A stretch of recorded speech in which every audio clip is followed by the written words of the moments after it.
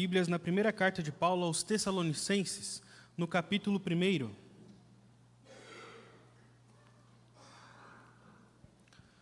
Carta de Paulo aos Tessalonicenses, capítulo 1. Faremos a leitura de todo o capítulo, pois são apenas 10 versículos.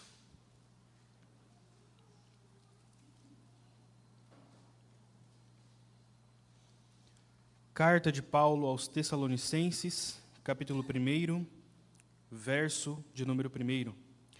Paulo, Silvano e Timóteo, a igreja dos Tessalonicenses, em Deus Pai e no Senhor Jesus Cristo, que a graça e a paz estejam com vocês.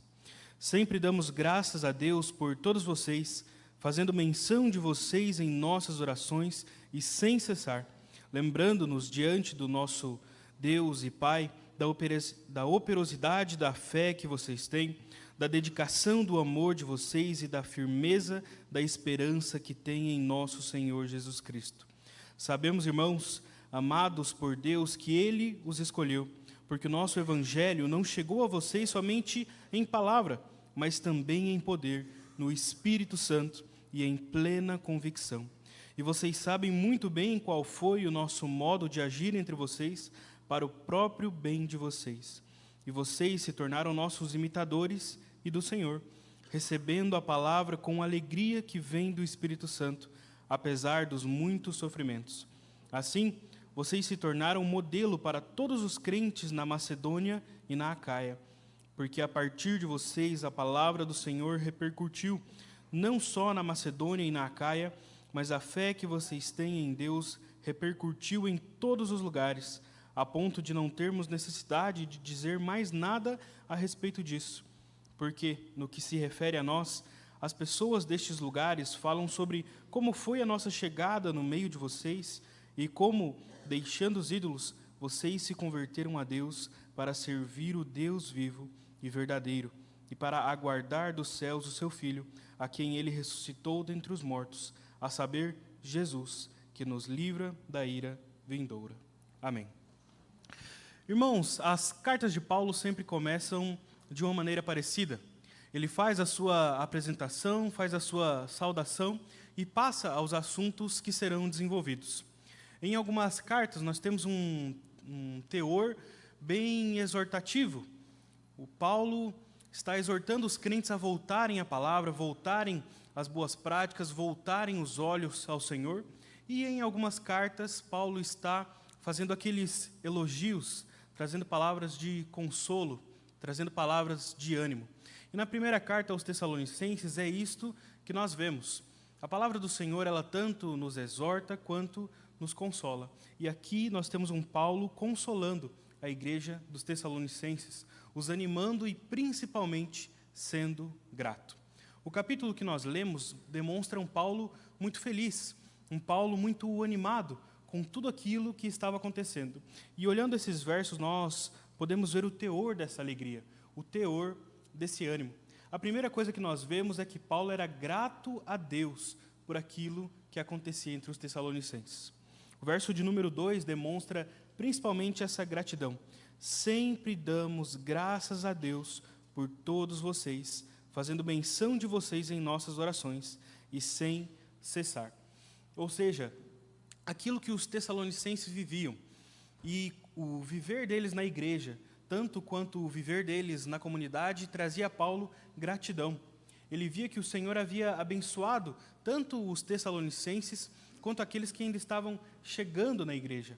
Várias pessoas estavam ouvindo o evangelho pela boca dos tessalonicenses e pelo viver da igreja. Então, Paulo começa a sua epístola já demonstrando toda a sua gratidão por aquilo que Deus estava fazendo. Mas, além da gratidão, Paulo também vai falar de uma certeza. Aquilo que era visto entre os tessalonicenses gerava certeza ao coração de Paulo. Nós vemos isso nos versos 4 e 5, porque a palavra que Paulo usa é sabemos. Sabemos, irmãos amados por Deus, que Ele os escolheu, porque o nosso evangelho não chegou a vocês somente em palavra, mas também em poder, no Espírito Santo e em plena convicção. Então, o viver dos tessalonicenses era um viver tão bíblico, um viver tão abençoado e obediente à palavra, que quando Paulo olhava para eles, o que ele tinha era certeza da salvação deles, certeza da eleição dos crentes tessalonicenses. E esse é um tema ainda muito debatido nas igrejas por aí afora sobre a certeza da salvação, ou a certeza da eleição. Aqueles que têm um pensamento errôneo, um pensamento que se distancia da palavra, dizem que nós não podemos ter essa certeza, que nós devemos ficar em dúvida. Mas o que a palavra nos fala é que a salvação produz frutos. A salvação produz ações. E através dessas ações, através daquilo que é produzido, não para comprar a salvação, mas porque a salvação já foi comprada por Jesus Cristo, mostra que aqueles são salvos. Mostra que aqueles foram remidos pelo Senhor e que há um agir do Espírito Santo que trabalha naqueles crentes. Então essa era mais uma coisa que era gerada em Paulo, a certeza da eleição dos tessalonicenses. Mas além disso, nós temos Paulo falando sobre mais coisas que são geradas quando ele olha para a igreja dos tessalonicenses. Quando ele escuta aquilo que eles estão fazendo, como eles estão vivendo, qual é o agir deles, tanto no meio da igreja quanto na comunidade afora. Paulo vai falar sobre a sua alegria, versos 6 e 7. E vocês se tornaram nossos imitadores e do Senhor, recebendo a palavra com a alegria que vem do Espírito Santo, apesar dos muitos sofrimentos. Assim, vocês se tornaram modelo para todos os crentes na Macedônia e na Acaia. Paulo vai falar de uma alegria que não vem das situações, que não vem daquilo que está acontecendo no momento, mas de nos alegrarmos na palavra do Senhor, de nos alegrarmos pelo Evangelho, e ele ser a nossa fonte de alegria e de felicidade, uma fonte de completude. Paulo diz que ele, Silvano e Timóteo tinham essa completude, tinham essa alegria que vinha do Senhor, ainda quando as coisas davam errado, ainda quando os acontecimentos não eram aquilo que eles esperavam. E os crentes de Tessalônica estavam imitando isso, estavam felizes no Senhor, estavam completos no Senhor, mesmo em meio a perseguições, mesmo em meio a problemas. E isso leva Paulo a ficar muito feliz, muito animado, quando ele olha para a igreja e vê que eles estão felizes, não nos acontecimentos, não nas circunstâncias, mas no Evangelho do Senhor Jesus Cristo. E Paulo, depois que fala dos seus sentimentos, ele vai explicar um pouquinho sobre a situação que tem causado isso. O que tem acontecido? Quais são essas notícias que Paulo tem escutado, que trazem gratidão ao seu coração, que trazem certeza ao seu coração, que trazem alegria ao seu coração? O que tem acontecido? E é isso que Paulo fala nos versos 8 a 10. Porque a partir de vocês, a palavra do Senhor repercutiu não só na Macedônia e na Acaia, mas a fé que vocês têm em Deus repercutiu em todos os lugares, a ponto de não termos necessidade de dizer mais nada a respeito disso. Porque, no que se refere a nós, as pessoas desses lugares falam sobre como foi a nossa chegada no meio de vocês e como, deixando os ídolos, vocês se converteram a Deus para servir o Deus vivo e verdadeiro e para aguardar dos céus o seu Filho, a quem ele ressuscitou dentre os mortos, a saber, Jesus, que nos livra da ira vindoura. Então nós temos aqui uma igreja que é ativa, nós temos aqui uma igreja que é viva e vigorosa. E a situação que leva Paulo a agradecer é porque eles têm evangelizado. O evangelho não tem ficado só neles. Paulo não evangelizou ali 30 ou 40 e quando voltou tinha 30 ou 40. Mas cada crente tocado pelo evangelho do Senhor, tocado pelo amor, pela esperança, levava o evangelho a outros, levava a palavra do Senhor a outras pessoas. E isso era o que trazia alegria ao coração de Paulo. Então, nós vemos isso aqui como um exemplo. Nós vemos isso aqui como algo que o Senhor tem feito, que animava Paulo e que também nos anima. E é um exemplo que deve ser seguido, um exemplo que nós devemos buscar para nós. Mas a pergunta é como? Se esse capítulo nos anima, se esse capítulo fala ao nosso coração e se nós queremos ser assim, então como nós seremos assim?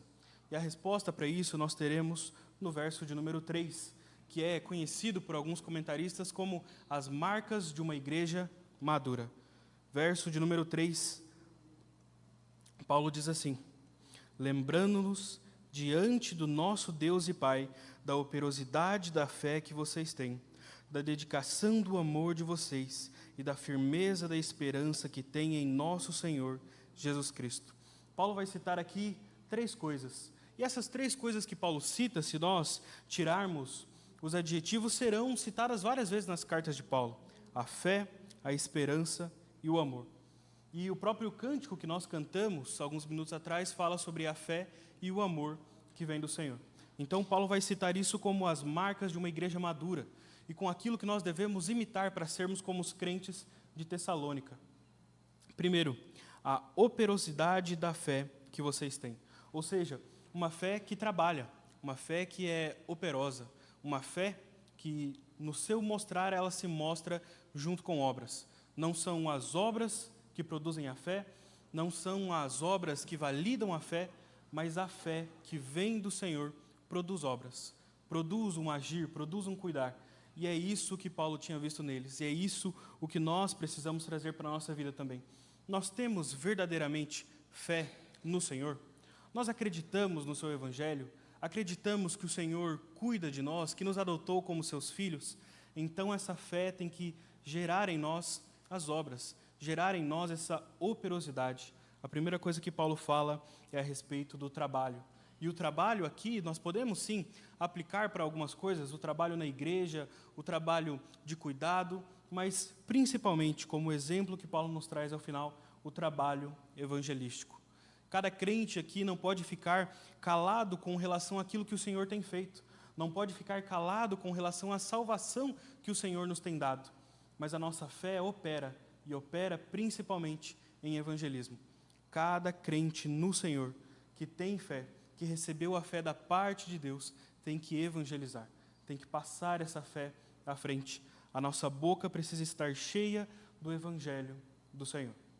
Em segundo lugar, aquilo que Paulo fala que traz gratidão ao seu coração é da dedicação do amor de vocês. E aqui, nessa tradução, nós temos a dedicação do amor. Mas em traduções mais antigas, geralmente vai estar como da abnegação do amor que vocês têm. E a abnegação diz respeito ao quê? Diz respeito àquilo que nos custa, aquilo que não é fácil, aquilo que não é, em um primeiro momento, legal ou agradável, mas é um amor que nos custa alguma coisa, um amor que às vezes é difícil. E muitas vezes nós pensamos no amor e na comunhão dos santos e pensamos apenas naquilo que é fácil, nas reuniões, nos momentos em comunidade, nos momentos onde nós estamos alegres e felizes, mas aquilo que o Senhor nos chama é um amor que não se detém nas coisas fáceis, que não se detém nas coisas simples, que não se detém em momentos de comunhão, momentos de lazer, mas é um amor que nos custa algo, é servir aos nossos irmãos, servir aqueles que estão fora também, com o Evangelho, com aquilo que necessitam, doando o nosso coração, amando uns aos outros, assim como o Senhor nos amou. E o Senhor não nos amou apenas em sentimento. Nós costumamos hoje falar do amor apenas em termos sentimentais, mas a palavra não nos mostra o amor apenas como um sentimento, mas como uma ação de obediência ao Senhor que nos amou primeiro. Então Paulo fala sobre a operosidade da fé, sobre a dedicação do amor.